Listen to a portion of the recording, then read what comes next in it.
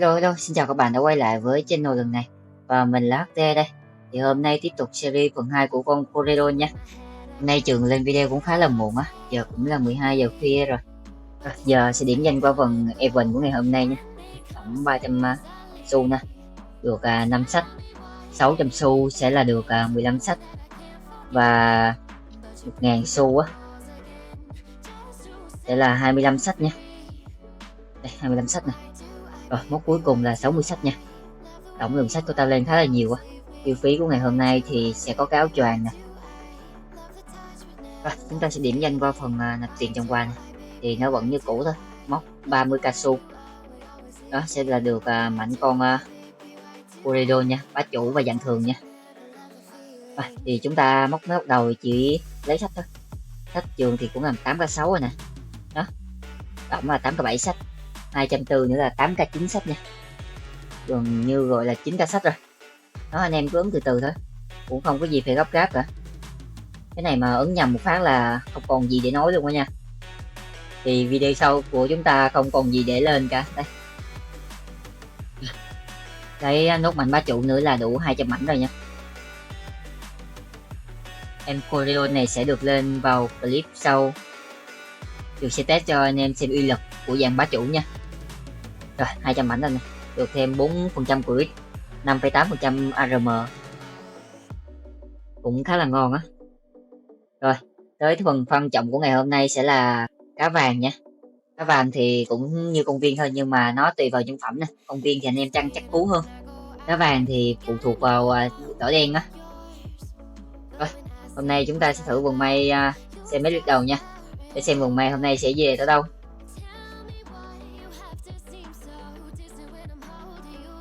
Đây, móc 9k8 này với 25k về như là min móc rồi nha anh em.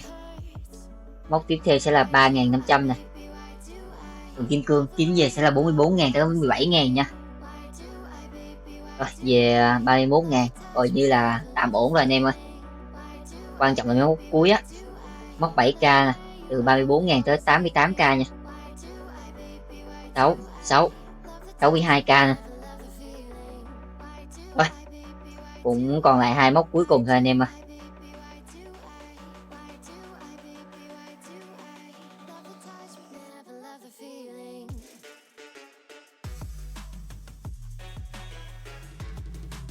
Rồi còn móc cuối cùng 30k xu.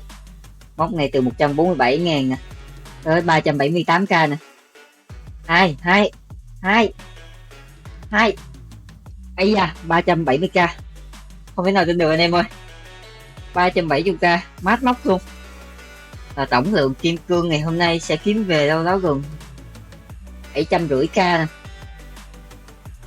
720k nha, cũng khá là hơn đó. Rồi ever của ngày hôm nay tạm như gọi là kết thúc nha anh em. Giờ sẽ vào phần tiêu phí nha. Tổng tiêu phí hôm nay hơn 200k nè. Đó, nhận nốt của ngày hôm nay. Giờ thì chúng ta sẽ đi làm vài clip chăm với anh em trong bot vui nha.